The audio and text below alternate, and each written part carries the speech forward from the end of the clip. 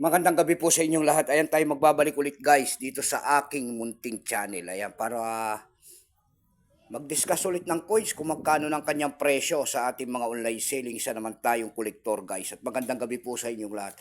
Ang pag-usapan natin bariya guys, ito po ay bariya po ng Germany. Ayan, 2 euro po. Bansang Germany po yan. 2 euro. Year 2008 po guys. Ayan. Tignan natin ito kung magkano ng kanyang bintahan po sa ating mga online selling. Pero bago yan tayo magpapasalamat muna sa masugid na ating mga tagapagsubaybay dito sa aking YouTube channel. Lalo-lalo na ang aking mga subscriber dyan. Thank you so much sa inyong lahat. Mabuhay po kayo and God bless. Ayan. Maraming salamat din po sa mga nanonood dyan sa aking FB page. Lahat po na nakapalo sa aking FB page. Thank you so much sa inyong lahat. Mabuhay po kayo and God bless at magandang gabi po.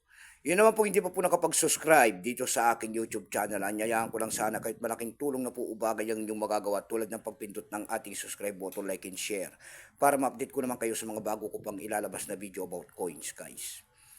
Ayan, magandang gabi po sa inyong lahat. Ayan, tingnan natin ang presyo nito. Ito po ay barya po ng Germany.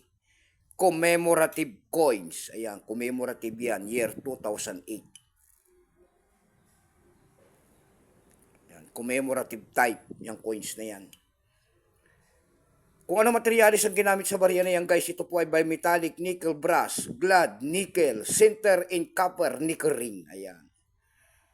May bigat lamang itong 8.5 grams, may haba itong 25.75 mm, may kapal po naman itong 2.2 mm, hugis po niyan ay syempre po bilog, orientation ay middle alignment, number niyan ay 2994, reference number KM-261. Ito pong year 2008 na ito po ay 22%. Kung ilang piraso pong ginawa sa barya na yung commemorative type na yan po ay 1 million ang ginawa ng Germany. Ayan, may appraisal price na rin po yan doon sa ating numista. Ang tawagin ng ating mga kolektor. Yung kanyang extra fine po ay 120. Almost uncirculated ay 210. Ang circulated po nito ay 250 pesos. Ayan, yung kanyang appraisal price kung tawagin nila. Dako naman tayo sa kanyang presyo po. Doon sa ating eb.com po. Ayan, sa eb.com, bintahan po ng coins pandaigdigan. Sa eb.com guys, mayroon tayo nakita nagbebenta nito na $6.90. Nasundan po yan na $6.25. Yung pinakamataas na bintahan na doon na nakita natin ay $7 na. Ayan, dumako tayo sa Carousel PH. Ayan, parang tingin-tingin pa ng kanyang presyo po. Wala na tayong makitang presyo. Ayan.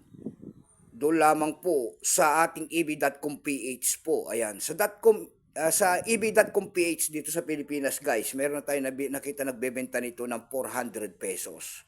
Ayan lamang po ang aking may babaging kanyang presyo po. Keep safe po sa inyo lahat and God bless.